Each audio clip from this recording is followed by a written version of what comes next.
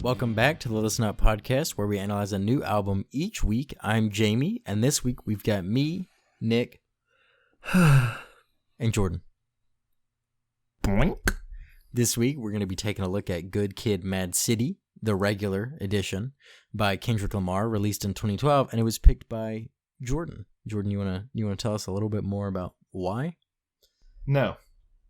Okay. Kidding. Okay. So I was I originally liked what's it called, Backseat Freestyle. That was a really, really popular song. Good one. Banger. Then I listened to Money Trees because honestly, this is gonna sound bad and good. So I listened to Money Trees. Well, the only time I listened to it was that snippet on TikTok, right? Mm-hmm. With like the girl's high voice. Didn't listen to it. But then someone posted a different meme of it saying when all they've listened to is the TikTok part at a party. And it was like the whole song for a minute without that part. And I was like, wait, this song's actually pretty good in the part that's not just the girl part. Which the girl part's good. But I was like, I didn't want to listen to it yet. But then after I heard that part, that's when I listened to it. Yeah. And I just heard this is a good album for a while. So I just wanted to force myself to listen to it at this point. Yes, so I never heard it before. Right, you'd only heard like a couple songs, right?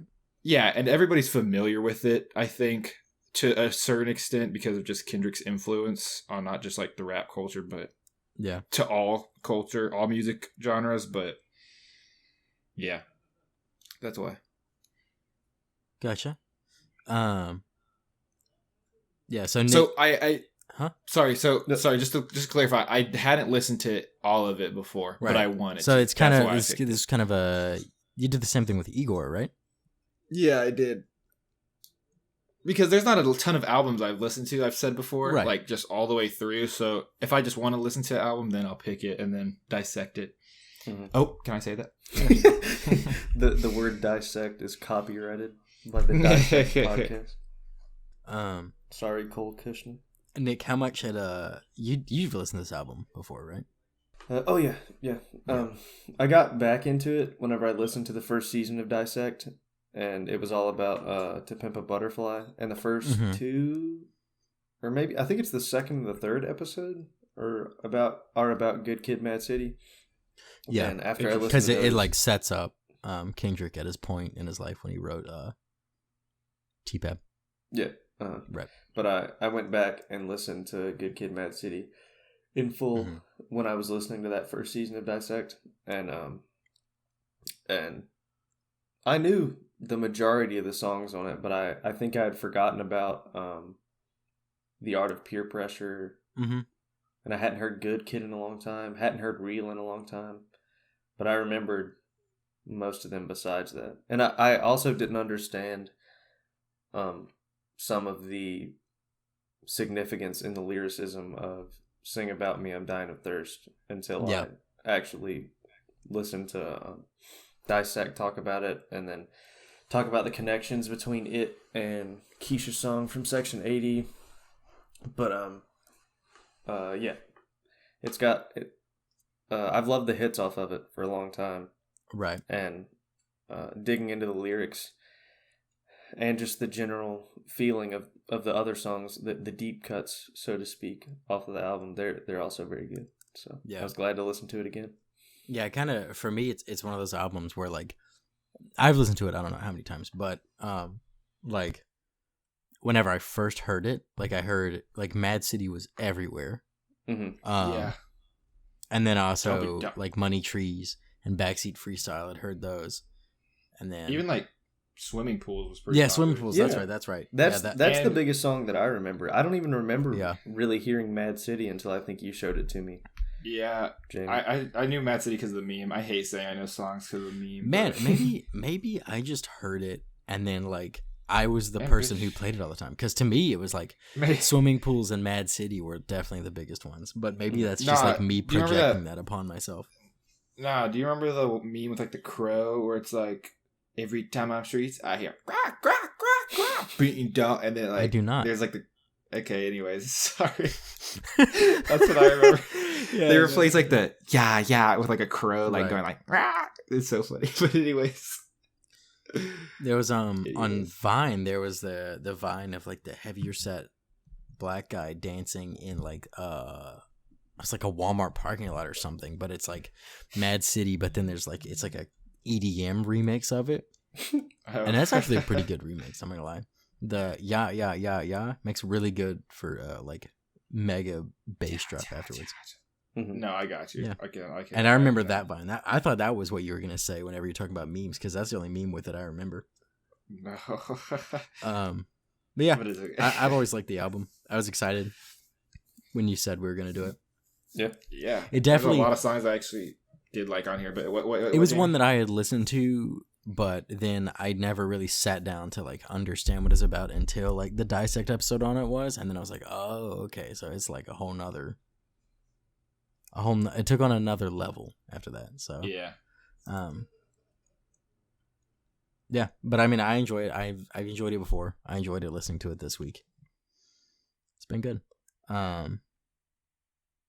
Okay, so then I guess we want to start talking about like this. The album. Yeah, we'll get down to the nitty gritty. Yeah. Okay. Do you want me to start off or? No, okay, so I guess I'll start off then. I really, Sorry, I was just confused. really enjoy the employment of like the kind of his Kendrick's, or I guess at this point in this the Kendrick cinematic universe, this is m.A.A.d, and I really like the use of his parents calling his phone that then pushes. It serves as a really clean transition between tracks on the album. Yeah. Like the first song, which sets up Kendrick is going to, even though he knows it's probably like not gonna be very like safe for him, he's going to someone named Shireen's house, and then he like gets a call as he's pulling up, and then it ends with you're killing my what's his dad say? I think at the end of it he says like, you're killing my motherfucking vibe. Talk some damn dominoes. Nobody want to hear that. Nobody want to hear your ass. Matter of fact, cut my motherfucking oldies back on. You're killing my motherfucking vibe.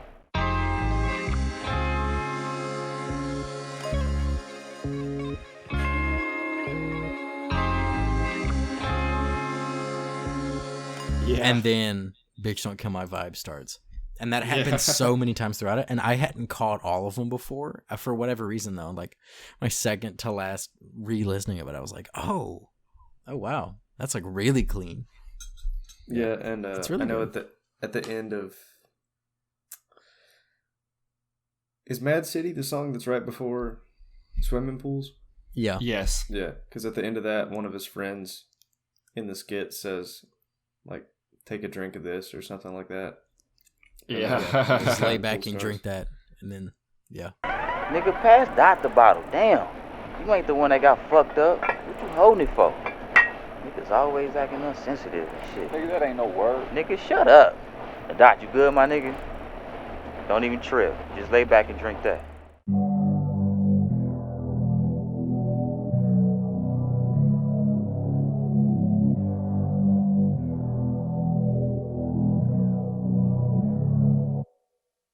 Pull up, Frank, headshot, Frank, sit down, Frank, stand up, Frank, pass out. Frank. Yeah.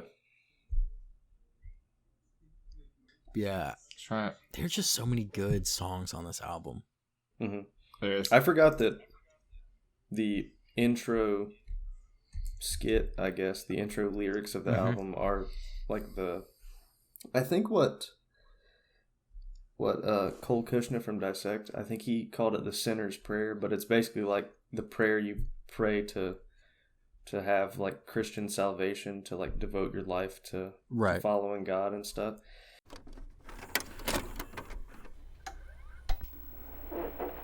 Lord God, I come to you a sinner, and I humbly repent for my sins. I believe that Jesus is Lord. I believe you raised him from the dead. I ask that Jesus come into my life and be my Lord and Savior. I receive Jesus to take control of my life, and that I may live for him in this day forth. Thank you, Lord Jesus, for saving me with your precious blood. In Jesus' name, amen.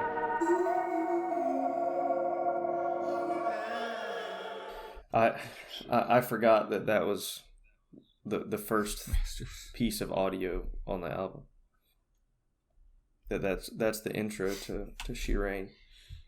And why is it called AKA Master Splinter's daughter? Isn't Master Splinter the rat? I've never been sure about that one. Yeah, it's TMNT.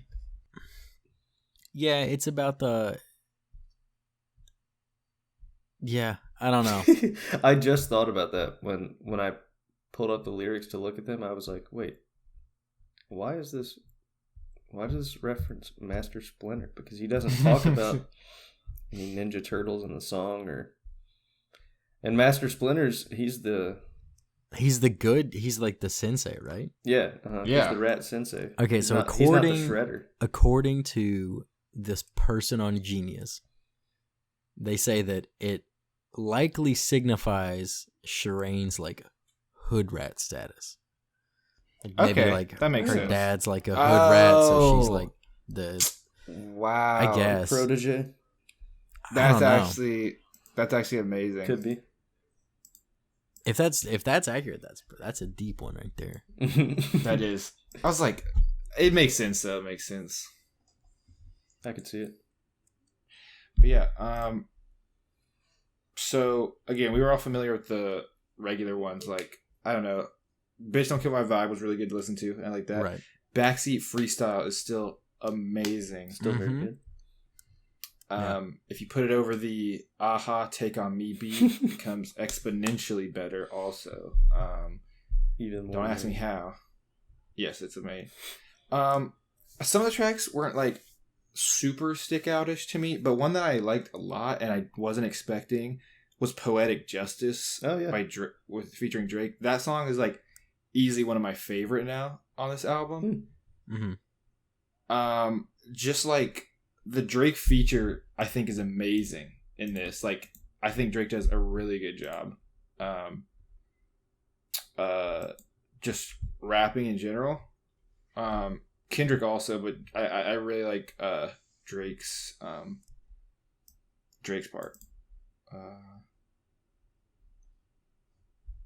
Yeah, that's kind of. I don't have anything specific about the song. I just liked it a lot. It's kind of just like a vibe, you know. Uh-huh. I didn't know it's similar in feeling to Bitch Don't Kill My Vibe. Mm-hmm. Yeah, like just it's a little bit. Sorry, Dick. What yeah, just more of a relaxed song compared to songs like Backseat Freestyle is a more hard song like Mad City, and then like the Art of Peer Pressure isn't necessarily like a hard energetic song, but it has darker themes that go along with it. But Poetic Justice and Bitch Don't Kill My Vibe are mostly just vibey music. Yeah, little vibey. Yeah. Mm-hmm. I didn't know that Poetic Justice was a term for an actual literary device. Like Poetic Justice is when a villain gets what's coming to them, or it. Okay. Poetic Justice is basically analogous to karma. Right. Yeah. I think I kind of knew that, but I didn't think it was. I don't know it was an actual term. I thought it was just a like term coined, like kind of like an idiom. Kind of, you're just like, oh, they got their poetic justice. I didn't know it was actually like an actual literary term though. Yeah, it's like a real thing. Ring ding ding. So yeah, I don't know. But again, Money Trees is just so good. Also, it is great. Excellent. I think there's a little deeper meaning to it. I was trying to figure it out. Give me one. So if one of you guys want to talk about it, I don't know if you guys had any deeper meanings to it. Money Trees or the album? Yeah. Money Trees just kind of it's an overarching narrative talking about like how Kendrick and his crew are like, you know, just dreaming of like better days where it's like, yeah, which is the whole, you know, getting shade under the money trees, but yeah, it's also like a narrative about them going and like robbing like a wealthy neighborhood whenever they see no one's there. And I think I really like the chorus when he's talking about like $1 might just fucking mean. But we never knew. Go at a revenue for the revenue. Holly Berry or hallelujah. Pick your poison, tell me what you do. Everybody go respect the shooter, but the one in front of the gun lives forever. The one in front of the gun forever. And I've been hustling all day, this away, that away, through canals and alleyways, just to say, money trees is the perfect place for shade, and that's just how I feel. Nah, $8 might just fuck your main bitch, that's just how I feel. Nah, $8 might say fuck them niggas that you game with, that's just how I feel. Nah, $8 might just make that lane switch, that's just how I feel. Nah, $8 might turn to $1 million and we all rich, that's just how I feel. Dreams are living. Like whenever they're going, because basically saying the influence that money has on people also, maybe even like rappers specifically, like as soon as you make it, then you're like, oh, I don't need my old friends anymore. You know, I got, which for a long time I think was the case. Like people get famous and then just kind of maybe forget about the people that maybe helped them get there or like was with them during like the hard times because they got a little bit of a big head or something. But like that line, and then he addresses like making the lane switch, and then like, or to juxtapose that line, he says $1 might turn to $1 million and we all rich, which means like he's helping out all his friends instead of you know, leaving all of them. So if one of them and I've heard Drake even say like everybody hustling, but I'm the one who made it or something. Yeah. And now I take care of everybody. Stuff like that, you know? It's just like, I think there's a really like, what's it called? Like very closeness in certain like areas of like, I don't know what to call it. Like certain neighborhoods have like, they're their only support group, you know, because a lot of people look down on them and stuff. Like, I guess Compton would be one of them, or like the Bronx or like Detroit or something, because of their, what's it called? Like history of high crime. I'm not saying that there like is like, I mean, there's definitely problems most places or some places, but I think people just want to disassociate with that. So they become like their biggest support group. And then I think once some of them make it, you know, then they help everybody else out who's around them. And that's what I think that Kendrick gives back a lot to his community too, right? I think. Yeah, he gave like a major donation to a like a music program at his high school, program, right? Yeah, at the high school that he graduated from.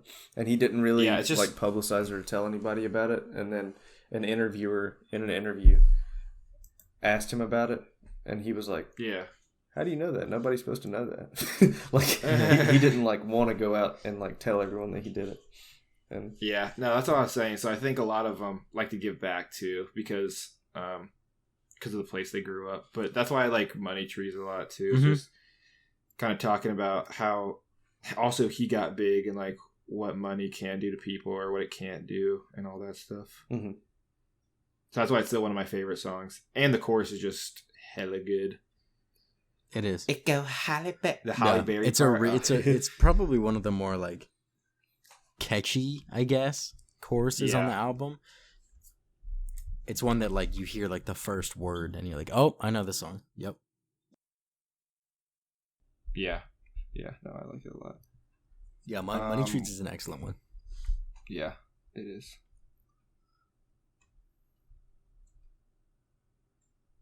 Yeah, it was one that I never really dug into the lyrics of before because I enjoyed the feeling of the song so much to begin with. I feel like I do that with a lot of my favorite songs on old albums that I never really had, I don't know where I'm going with this. I do that with a fair amount of popular like hits and stuff that have really good and catchy instrumentation. I just don't look into the lyrics because whenever the song comes on, I don't want to look up the lyrics and read along. I want to just listen to the song because it's so catchy.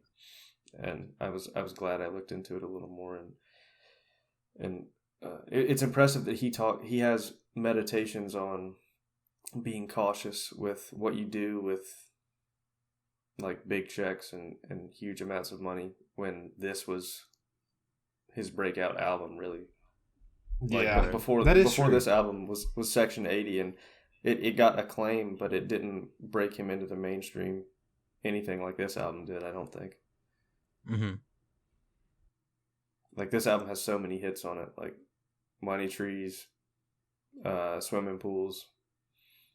Like even M.A.A.d City and Bitch Don't Kill My Vibe and Backseat. There's a lot of good songs. And Compton, too. Compton's really good. Compton is good, yeah. Compton. Ain't no city quite like that. Wow, good serenation, boys. Good serenation. I'm trying to think of more stuff. I usually just kind of let it like I usually just listen to it a lot. And I like whenever I listen to songs, like let's just say not for the podcast, but whenever I listen to like other songs, I usually don't look at meanings, just because I usually try to deduce myself what it is. So like, actually, you know what? A lot of songs I listen to probably don't even have a bigger meaning. You know, it's usually just about drug game, bulimic. You know, that's oh my gosh, sorry, that was a really funny line. Did you say drug game, bulimic? Yeah, there's in the We Don't Care song by Kanye that I showed you with like the kid singing.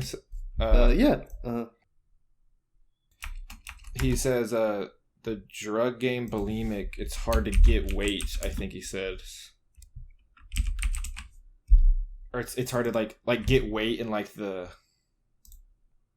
like the game. Mm-hmm. Like getting weight in the game means like you have a lot of like people or like maybe like reputation places you can sell to. Yeah. So he said the drug game bulimic, it's hard to get weight, which is kind of, I don't know. Anyways, sorry. That song has. I feel like that song is a great example of listening to old music that used to be fine, and then you listen to it now, and you're like, wow, he could have found a different metaphor, you know. Yeah, it's like that's a little bit problematic, but it's just timeless classics. Jamie, I was gonna ask, do you have what's your favorite like? Well, what's your favorite song that's not like super mainstream? I guess I would say maybe like a little more low. Sing About Me. Sing About Me. Okay, yeah. See, okay, let's talk about that song. When I started listening to it, I'll tell you, I think I already told you this, Jamie and Nick, but I'll say it for the podcast. I started listening to it on the toilet. I was like going through Instagram. Yeah. And I was like, okay, I'll listen to this song real quick. Because at the beginning, like 5 minutes go by. I'm like, okay, well, I guess I know there's like a beat switch. So I went and looked. I still didn't look at the time for whatever reason. Mm-hmm. I just looked at I just made sure the song was still on the same song. And I was like, okay, it's still on the same song. Then it kept going longer. And I was like, tired of running. Tired. Yeah. And I was gonna. That's pretty long into the song too. Mm-hmm. Yeah, and when she talks about like, when he talks about, oh my gosh, I can't remember the part, but it's like the chorus about like water and stuff. Mm-hmm. Hold on, the like skit. No. Oh. Well, yes and no. Like he says, it's got to be in the dying of thirst part.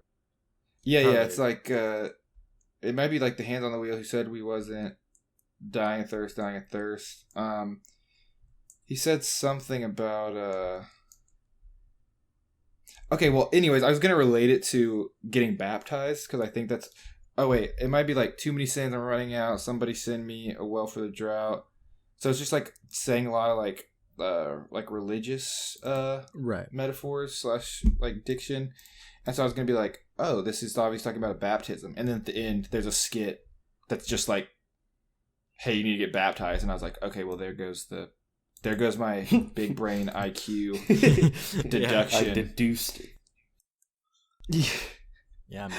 I mean, it wasn't that hard to deduce, but I was like, oh, he might be talking about baptism here, like getting closer to God. And then he's like dying of thirst could mean like, obviously he wasn't baptized, and maybe he needs like the holy water of like Jesus to like help him. And then that's basically what the ending was. It was like, hey, you guys need to get baptized and accept Jesus. And I was like, okay, well, great. That's you're talking about the skit with the woman in the stop and go parking lot or whatever at the end? Yeah, but it's good, man. You are a sinner. It is. I didn't know that the woman who does that skit. Is that what I think that is? I know that's not what I think that is. Why are you so angry? See, you young men are dying of thirst. Do you know what that means? That means you need water, holy water.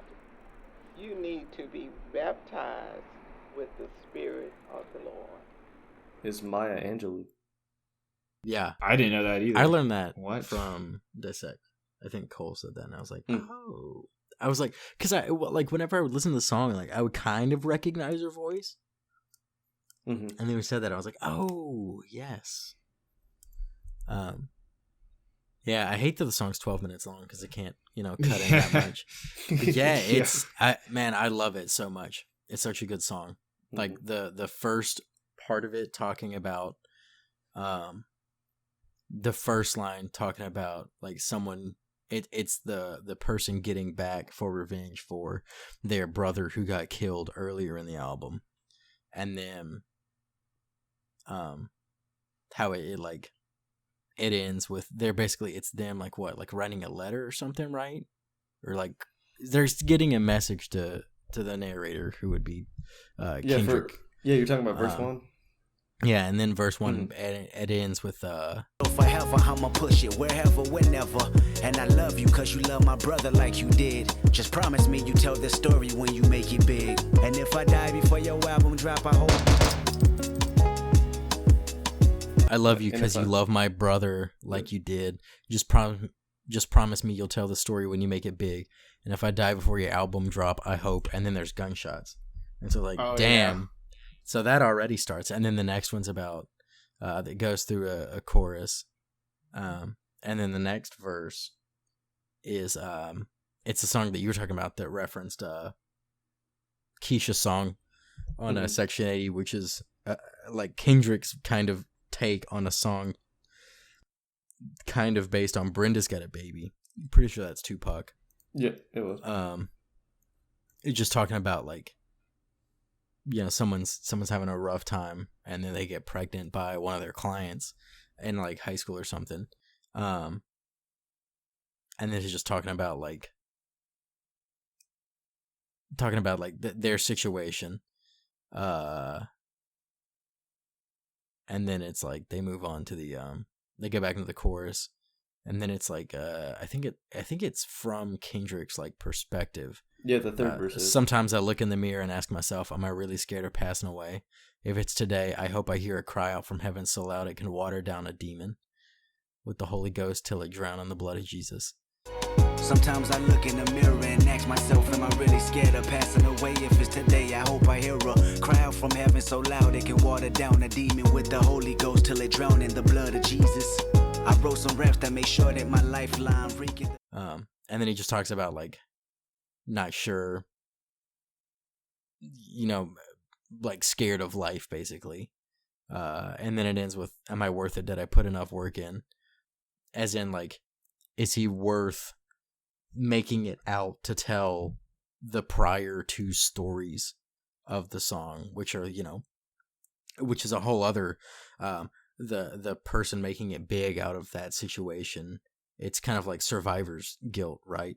Like, why am I the one who's like been like, what deems me good enough to then be tasked with carrying on the message and like stuff like that. And that's kind of like, I guess, the end of the first song. And then there's like the second half of it. Hey, where you about to go? Nigga, the only brother, nigga, right here. Hey, come to the boy, nigga, one time. We're on the block right right now, my nigga. Like, we right here, my nigga. Nigga, brother, nigga, they just killed the only brother, my nigga. We right here on the block, my nigga. All right, nigga, just come. All right, just call me back, my nigga. Just call me back.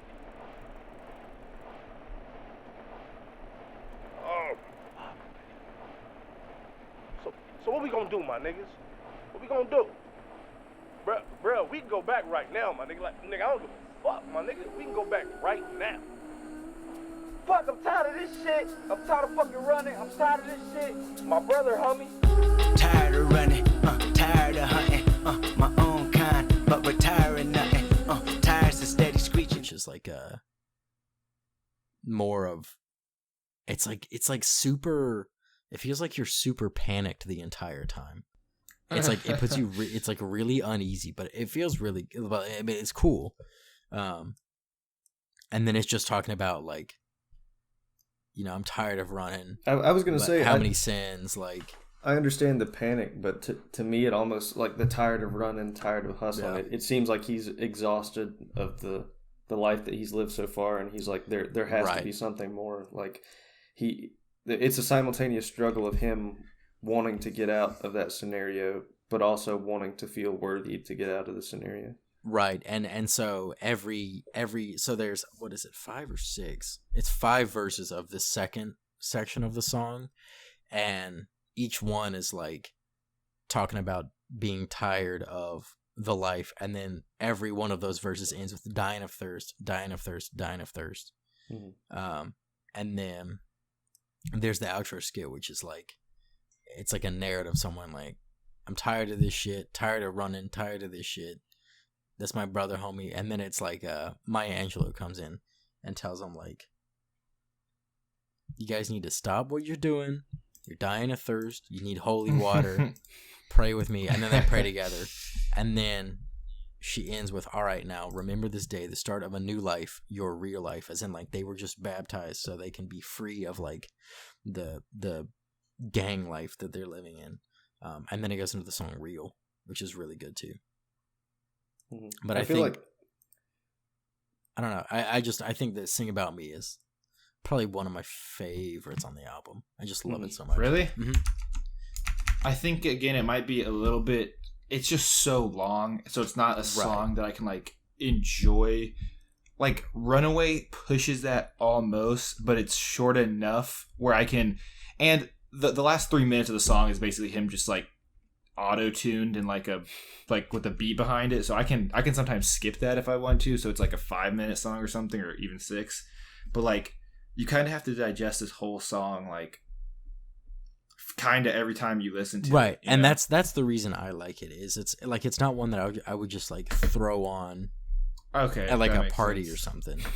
Yeah, definitely not. It's such a good like narrative expose of like the concept throughout that's been leading up to this point, and then rounds out the track or the album with like, after that is the next song is about like, you know, kind of starting to really feel and celebrate like the idea of like, you know, you're real, so therefore like, you know, you like live your life kind of. Yeah. And then Compton's like it's a good like Compton, like it's a triumph, anthem, you know. Right. Yeah, it is. It's a triumphant anthem. Like you were talking about the brotherhood of certain of like different cities around the U.S. Mm-hmm. Jordan. It's a good anthem for the city of Compton. Yeah, it is. And Jamie, when you were talking about like survivor's guilt, I forgot when I first heard about that. It was like probably sometime in middle school or high school.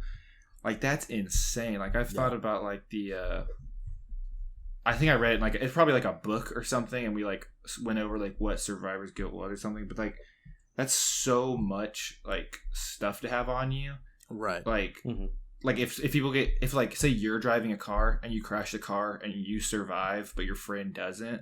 Yeah. Like, I cannot imagine like the amount of, I don't know. Death is always hard to come to grips with, especially when you are technically the person that caused it, but for some reason you're alive and they're not, you know? Yeah. Heavy stuff. Yeah. Yeah, sorry, we don't have to go into that. I've just thought about it before, like, what if? Yeah, in themes of like emotional climax. Like this is kind of the pinnacle of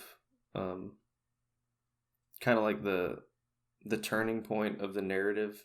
Kind of like you're going down into a valley and then you come up out of this, and that's analogous to the song "You" on "To Pimp a Butterfly."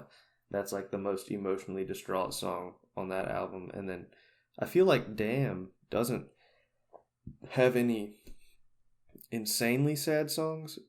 XXX tackles like big social issues and emotional trauma, but it's a lot angrier. But fear kind of deals with that survivor's guilt some, and it's it's like I think it's like 7 minutes long. It's really good. In that song, he talks about the first verse is from his. I'm not sure if it's from his perspective, but it's from a 7-year-old's perspective. The second verse is a 17-year-old's perspective. And the third verse is a 27-year-old's perspective. I know the 27-year-old perspective is his perspective for sure. Mm-hmm. But yeah, he's just great at crafting like pretty straightforward storytelling. That's he can Kendrick can be metaphorical, but at the same time, the lyricism is grounded enough to where you can wrap your mind about it, especially if you sit down to read it, because this song especially is very lyrical. It's like bars after bars after bars that aren't going after anyone. They're just like heavy. They're difficult to think about, and it's astronomically impressive to me that he went from an album like this that still tells a very profound story and gives an example for that should help people empathize with the life of someone who grows up in Compton. He goes from that to Pimp a Butterfly, which is like simultaneously like very broad and epic and very personal and relatable with like the emotional struggles he goes through. And then and Damn, I still need to really get into it. Like all the song DNA is a good song. What'd you say? DNA, yeah. So DNA is a good song. DNA is a very good song. But I will agree. Unanimous. I'm kidding. Like I actually really like that song too. I like that song too a lot. But yeah, DNA seems like it's a bit of a more like meta or broader or philosophical album to an extent, but it's one that I still need to get into. I've been into it, but it's one that I still need to figure out more. Gotcha. But yes, if you can't tell, I'm a very large Kendrick fan. I mean, dude, me too. I love his work. Mm-hmm. Like, it's crazy how good this album is, and yet you can still tell that like every 3 years he gets exponentially better. Like, yeah, this album is really, really good. But then, like, especially looking at all the like metaphors and just so much intention behind every single line on To Pimp a Butterfly, and then Damn's like also just incredibly good. Yeah. But I mean, and then you look at it overarching, where it's like, this is like the kid K-Dot, and then he moves into being more of like a Kendrick figure in T-Pab. And then you look at the journey of another narrator, Kung Fu Kenny, who is still the continuation of Kendrick at the end of To Pimp a Butterfly, but he goes through even more of a transformative understanding about like living a good life and stuff like that. Like, it's crazy. It's so good. And Section 80's got some good stuff on it too. Is the album before this one. High Power's good. Hole Up's good. Section 80? Mm-hmm. Is that a Kendrick album? Yeah, it's the album before this one. Why have I never heard of it? It's super under Because this was the one that he got big with, like found mainstream success. ADHD's good. I think Section 80 was it technically a mixtape or was it a full album? I think it's a full album that kind of pieced together different singles that he had came out with, and they released That's right. They released it officially, but it wasn't supposed to be thematic like Good Kid, Mad City or like To Pimp a Butterfly. Yeah, that makes sense. Yeah. And that's the other one. That's the other reason it wasn't like as huge, just because it's not like this massive conceptual. Because like I don't know if we ever explicitly said it, but like Good Kid, Mad City is just kind of like a day in the life of a very transformative day, I guess, in the life of Kendrick and his friends. Or it starts out them just hanging out. He doesn't know what to do. Like they're just kind of doing whatever, and then they go to rob someone. Someone's in the house. They leave. They get away from the cops. They see some rival like gang members take some shots at them. One of their friends gets shot. He dies. Man, it's a thing. Yeah. And then that's his brother. And then that's his brother in Sing About Me, I'm Dying of Thirst. And then they get saved in the parking lot by Maya Angelou. They talk about wanting something real, finding something real, celebrating being real. And then it ends with like the massive fanfare of Compton. It's good though. It's really good. Yeah, I feel like coincidentally I've seen a lot of just media and discovered it in different songs that I didn't realize it was a prevalent theme in, or that I'd forgotten about, like self-love being such an important aspect of like who you want to be. Kendrick talks about it in To Pimp a Butterfly, and it's a huge part of Real. I think it's at the end of every verse he says, but what love got to do with it when you don't love yourself? That's at the end of the first verse. End of the second verse. Like, it's all about, like, you can't give someone else the love you think you can when you don't understand, like, yourself. Like, if you don't understand yourself or value yourself, you're not gonna be able to give the most that you possibly could to someone else, or devote yourself to someone else like you think you're able to, if you don't recognize what you have to offer. But also, like, loving yourself is also recognizing your shortcomings and what you can work on, so that you can communicate that, like, to your partner and things like that. But like Real, it's I from To Pimp a Butterfly. I love that song. Well, I prefer the single release of it, but the one on the album, it contextually, the whole album, it serves a very good purpose. Yes, on the album. But if I'm just throwing it on, the single is what you want to listen to. Absolutely. And if you haven't seen his performance where he did it on SNL, that's very good as well.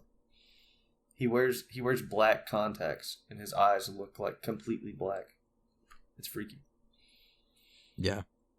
But and also 3005 by Childish Gambino isn't really about self-love, but he's talking about, like, there's themes that you can't fully rely on another person. Like, you have to, like, you can't just dump all of your effort and energy into another person and forget the value of your own self, or the value of the things that you enjoy, because, like, people are human and humans let each other down, you know? Like, right. Yeah. But self-love has just been very prevalent in a lot of the things I've been listening to lately, and I didn't even realize it, and it's interesting. Yeah. I think it more, like, I think it's just generally becoming much more prevalent, and not even in just the media I consume, but I think just overall people are more and more trying to promote the idea of, like, you know, really, like, doing you and, like, enjoying who you are. Yeah.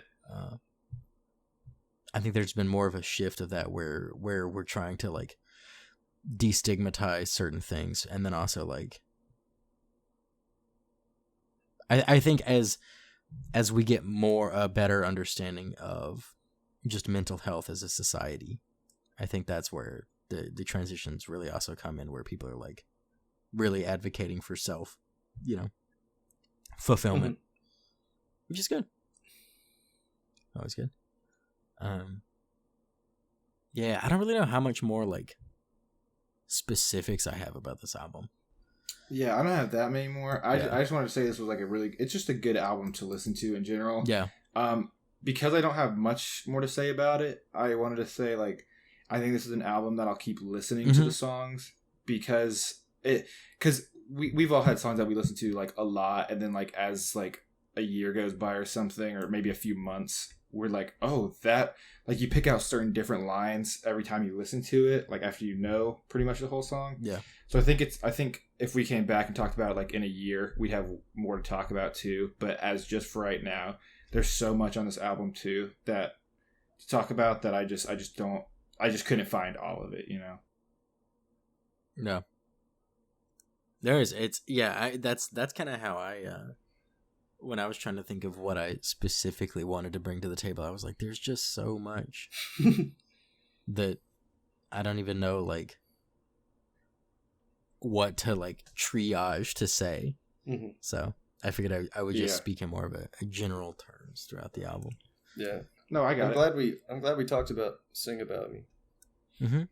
Yeah. Because it's like I know that none of these situations that he's describing are very relatable to any of us, but it's really a lesson in empathy for anyone who doesn't come from this background. Like, these are people's lives that they live every day, and they're in high school. Like, right.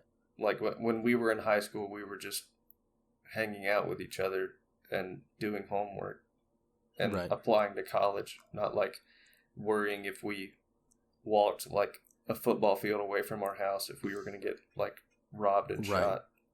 Very different situations. Yeah, but it's that's one thing I really connected with from Dissect when I listened to the T-Pab season. That Cole Kushner said it's really just about, like, he values hip hop because it's a big lesson in empathy for him. Interesting. Yeah. But yeah, I'm fine wrapping it up, Jamie, if you want to. Yeah, I'm good with that. So Nick, you're choosing next week, right? Yes, sir. All right, well, I guess Jordan, do you want to go for it since it was your album? Yeah. I want to give this album I'll give it a 9. A 9? Okay. So going between 8.5 and 9, but it's pretty good. I've been kind of I've this is probably one of the first ones in a while that's kind of it's troubled me what I'm gonna give it, because I love the album a lot, but I also love his other ones a little bit too. But I don't think that I can fairly. I don't think that can necessarily affect each other and have it be as fair. I'm probably gonna give it an 8.5. Okay. Yeah, I feel good about that. Yeah, I think that's solid. I think I'll give it a. Are you done? Yeah, I'm good. Okay, I think I'll give it an 8.5 too, because I see. What is that, like an 8.8? Yeah, that is an 8.67, and it is now surpassed Sound and Color and Man on the Moon for the top spot. Yeah, I figured. And we didn't even go like insane on the podcast. This is like a moderate length podcast. Yeah. It's a testament to the album's emotional weight. Yeah. Yeah, I was about to say it's hard to get into all of it. And even listen to the bonus tracks too. I suggested last week when you picked the album that we do the standard version, just because the bonus track version is so much longer, and the standard version wraps up like the thematics. I think it has the Bitch Don't Kill My Vibe remix with Jay-Z at the end, but like the rest of the songs are like thematically the story of the album.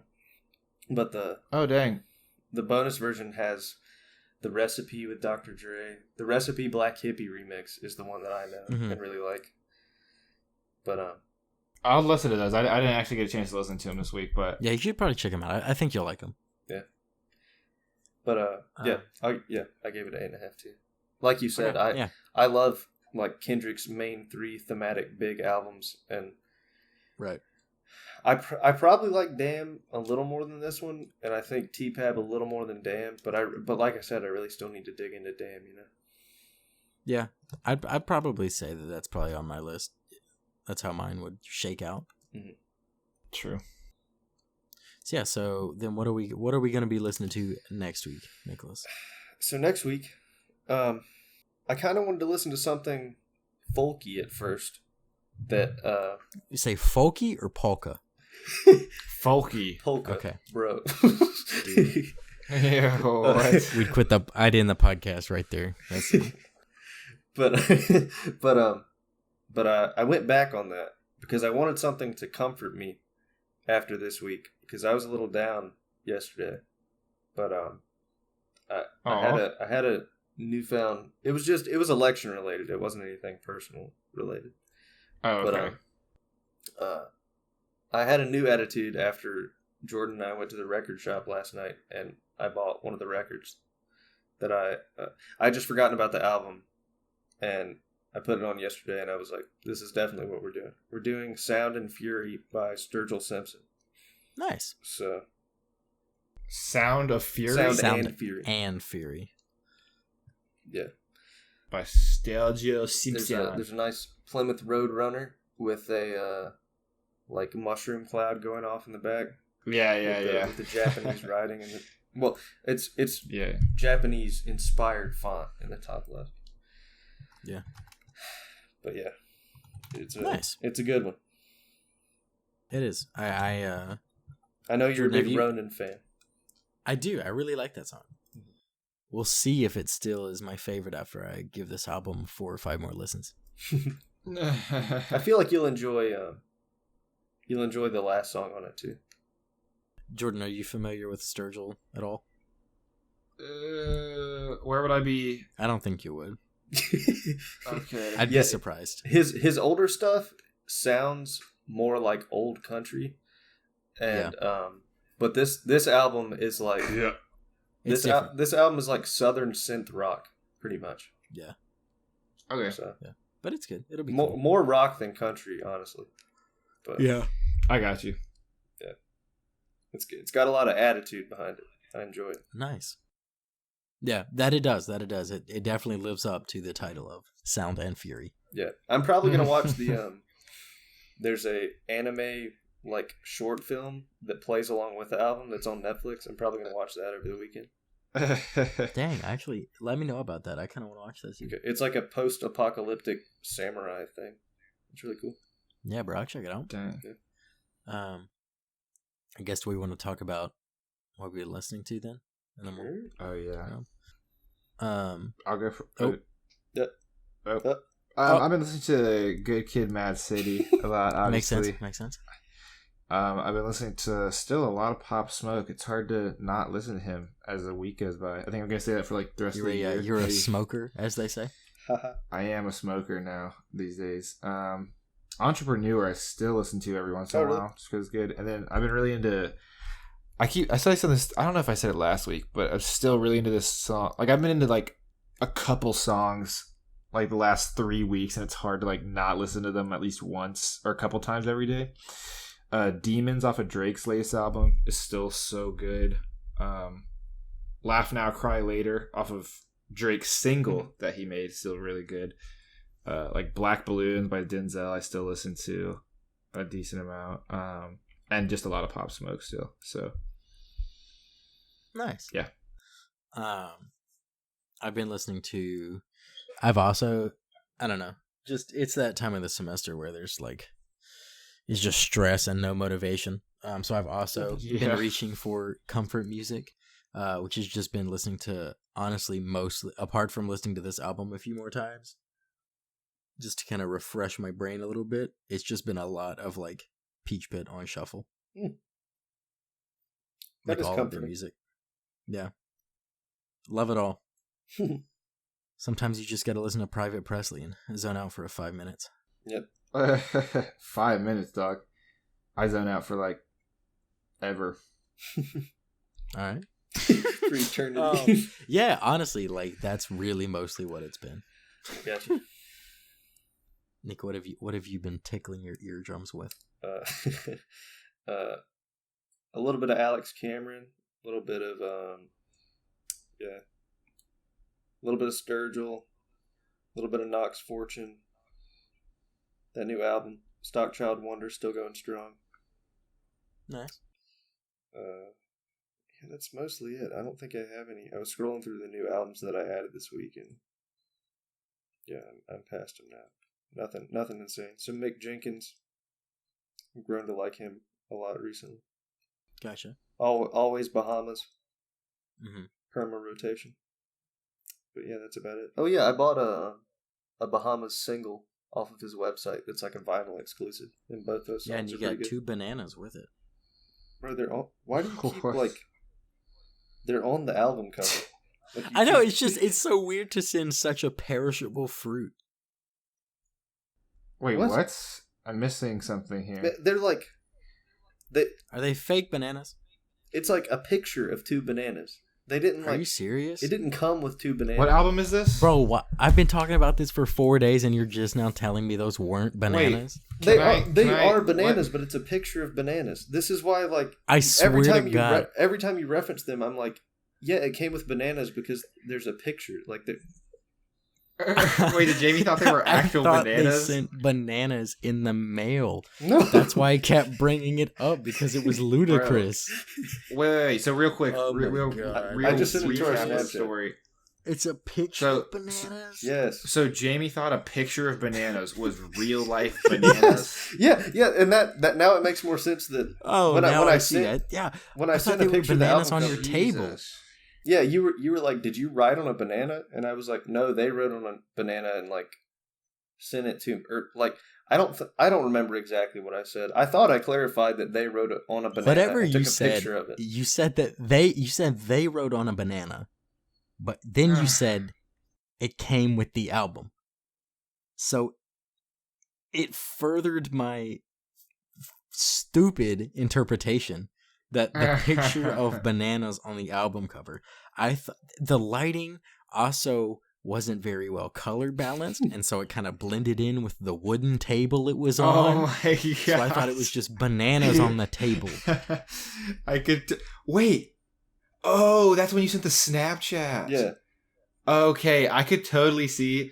I thought that they Okay. said, and that's think why we're I gonna have kept to bringing tweet a it up picture of because this. it literally made no sense to me why they would Okay, wait, mail Jamie. bananas to you. Did you send it in real life, or did you see it in real life, or did you just see it on the podcast? No, it was only Or like a on Snapchat or whatever.